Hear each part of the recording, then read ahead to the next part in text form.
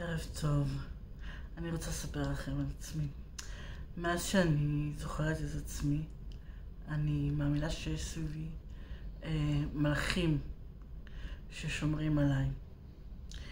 כאילו, עברתי הרבה אתגרים בחיים, ותמיד הייתה עליי שמירה. אם זה אנשים טובים באמצע הדרך שהושיטו יד, ואם זה דברים שקרו פתאום.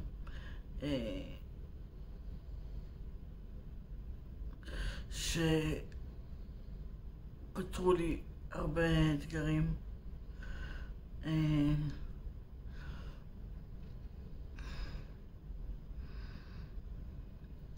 ומאמינה שכל האנשים האלה והדברים שקרו לי זה מלאכים ששומרים עליי.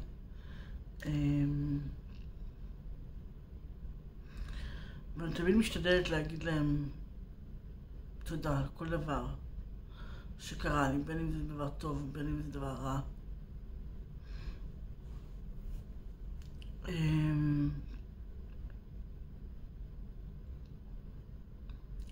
ובנוסף אני גם לא פעם מבקשת מהם עזרה בדברים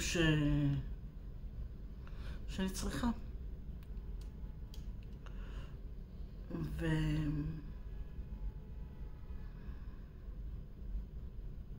גם אם אין מלאכים, אז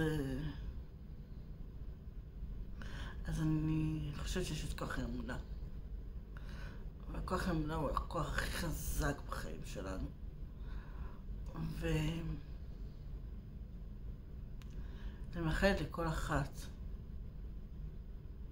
מכן שיהיה לה כוח חזק באמונה, בין אם זה אמונה בעצמה, או במזל, או במלאכים, או בכוח עליון, או כל דבר ששמה האמונה שלה. וזה מחזיק אותנו שפויות, זה מחזיק אותנו